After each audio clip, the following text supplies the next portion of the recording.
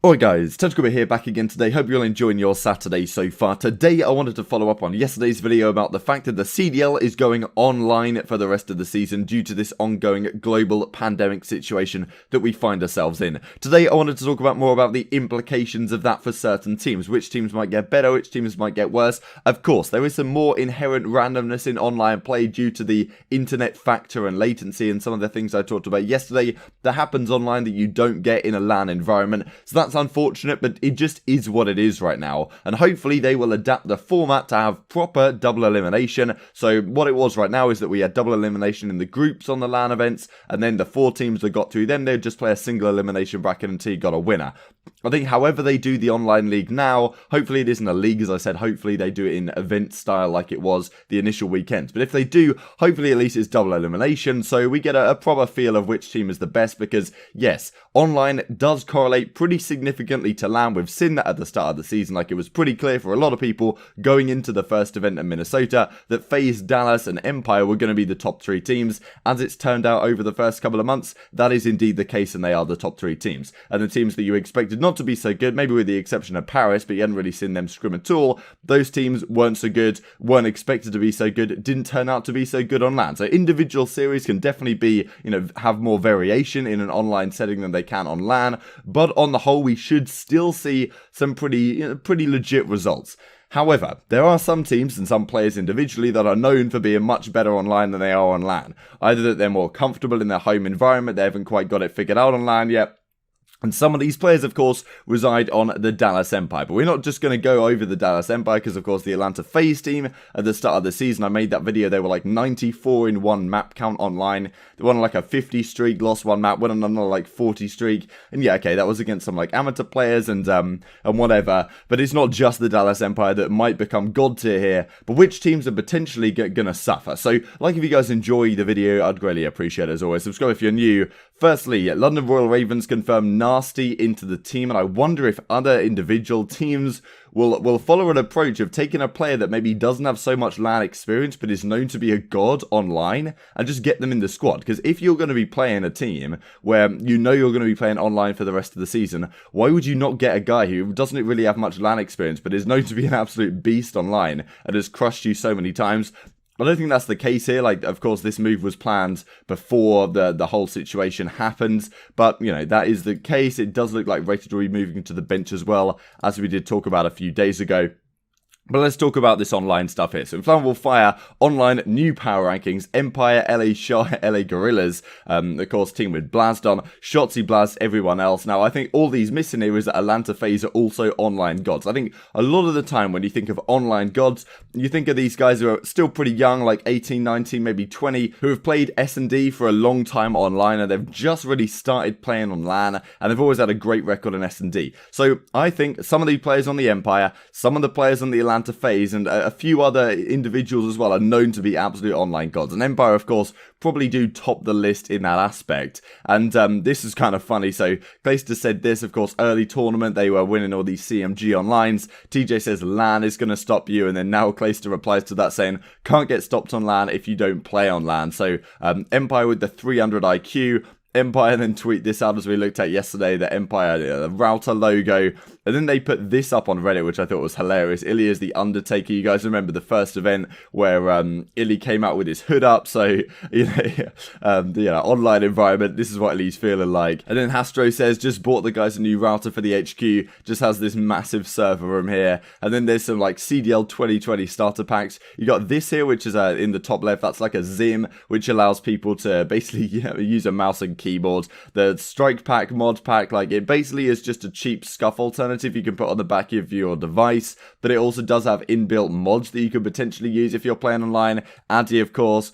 And then, being able to boot other people offline, which is kind of a throwback. Hoog says online, say less. So, of course, like, Hoog has kind of been known, like, look, he's known to be a good player online, but of course he's done things on LAN in the past. So let's not look at this Dallas Empire team and think they're all a bunch of onliners. They did just win the most previous event. Of course, Crimsix has the most championships of any player in history, right? As does, Clayster isn't too far behind, and he's a 2-time world champ, as is Crimsix.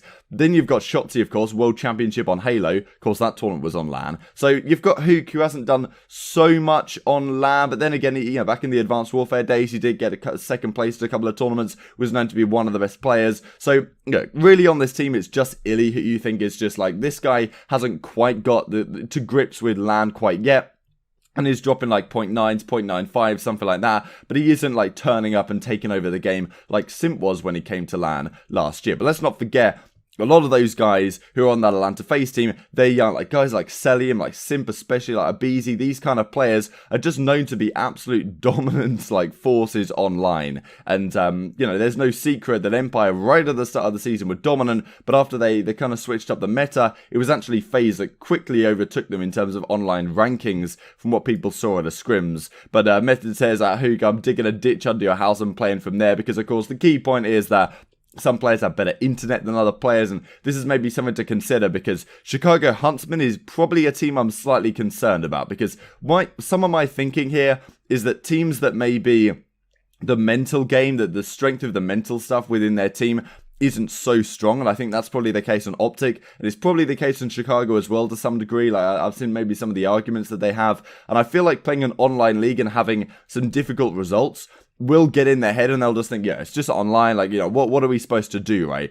I think Slash's OpTic was in a similar situation earlier this year, talking about the entire game, thinking like, damn, these spawns, you can't even predict them, like, what does it even matter? These kind of like mentalities and mindsets that I don't think a team like Dallas, or not necessarily Dallas, but I don't think a team like Atlanta FaZe has that mindset at all. And I do kind of worry for Chicago that they lose a couple of series online, and they're thinking, damn, like, what do we expect to do? It's online play. And don't try their hardest and keep grinding at the very top level just because of that. And I feel like that could happen to a few teams here. And of course, Chicago also have historically had some internet issues. I don't imagine Scump's internet is as bad now as it used to be, but it used to be a real issue online. And I think Formal has maybe some issues as well with online play. So I don't know if they're going to have the highest, the best ping, right? And who knows if the Chicago guys are going to put them up into a house. I'm not exactly sure if they play like that right now. I don't think they do. So, but Dallas certainly do, right? They have a setup in the HQ. They all 5 sit next to each other, and they play right next to each other as if they're on LAN in an online environment, which is really, really cool, to be honest. I wonder if other teams will try and follow suit here to get a good circumstance, because ideally you want all your players playing in the same place, or at least they then have the same ping, and there's not too much variation, and there shouldn't be too much complaining, I suppose, in that sense. But who knows? Some other implications as well I wanted to talk about just before we go on to a couple of other things. It's going to be really difficult for players to get spots in starting lineups. As Trey says here, with the league being online now, it will make it much harder to get a starting spot due to online being a crazy factor, especially on this game. Just keep doing what I'm doing. Hopefully I'll get a starting spot somewhere. It's definitely possible. Some teams don't feel changes are necessary when it's online, and you're just like, well, we'll just put whatever squad in, and some days we'll win, some days we'll lose because it's random. I don't think the best teams in the game are going to be looking at through it that lens, and we'll just have to see where Zero ends up and what other roster changes we come and see. And I just wanted to bring this tweet up as a reminder to myself to talk about the amateur scene. Given that, look, Immigrant Chain and guys like this have been phenomenal the first few events, and a lot of amateur players who have got opportunities like Mac Melts and whatever on to New York. We'll probably talk about that in coming days. But Immigrant Chain and Singularity, of course, they didn't have the best results at the very last event, but what do these guys do for the rest of the season? Is there going to be an online league that the CDL set up for the amateur guys? Who knows, right? Like, is that a legitimate option? Is that what we're going to be seeing going forwards? Because I kind of doubt it. They haven't announced anything like that. And I feel like, once again, it's the amateur guys that are kind of getting screwed over here more than most. Has Chain proved enough in the first few events to get picked up to a pro team? I think he has, but will that even happen? I'm not sure, right? And because visas are, of course, a massive issue, and that causes problems. So it's probably not going to happen, and really it screws over a lot of the amateur guys. So it's a very unfortunate situation all around, to be frank. And just wanted to spare a thought for those guys, to be honest. So these are all the participants in the league this season.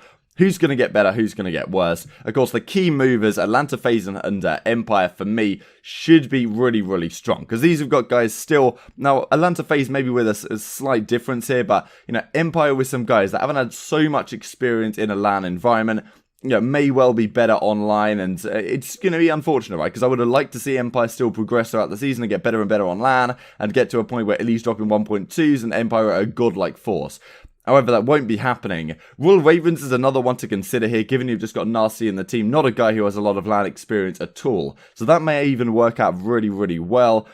Tends to be maybe the online people play even more aggressive than they do on LAN, so probably a faster paced team like a FaZe or like a Ravens with this new look setup they've got with Rated on the bench is probably going to be in an even better spot. Gorillas is someone to talk about due to the fact you've got Blast on the team.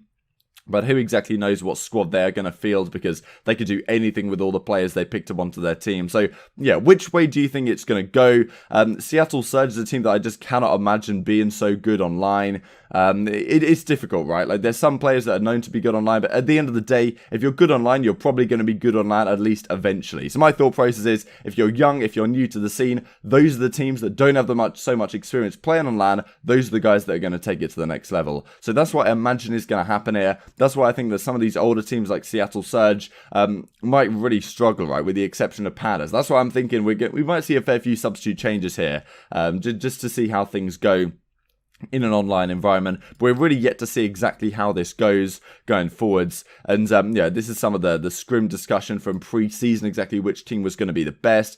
And then you have this from Dashy XZN, like Chicago sucked 2 online because 4 more 3 bars every game.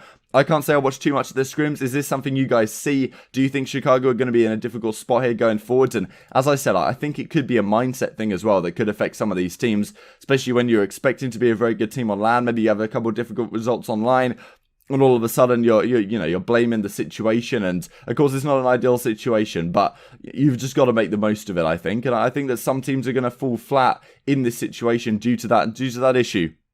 And as Lightning Pandas Champs 2019 says, people quickly forgot FaZe went like 150-0. Wasn't quite that good. It was like 94-1 or something. I think I remember making the video. It was something to that effect at least. And yeah, Silly says, I'm pretty sure this is during a period where the top 4-ish teams weren't really playing. So a mix of AM teams, middle pack Pro League teams. But still pretty ridiculous from FaZe. I think a lot of people just saying, oh, yeah, Dallas Empire are going to be the best team in the game. They're probably overlooking some of these FaZe guys who have always been known to be gods online. And yeah, they're also gods on LAN. So, but they did lose the last event, so who knows, right? So anyway, hope you guys enjoyed the video. Like if you did, subscribe if you're new as always. Leave your thoughts down below, and we'll have to discuss more of this in the coming days, because it's a very interesting and a complex topic which is constantly evolving. Thanks for watching as always. I'll see you next time.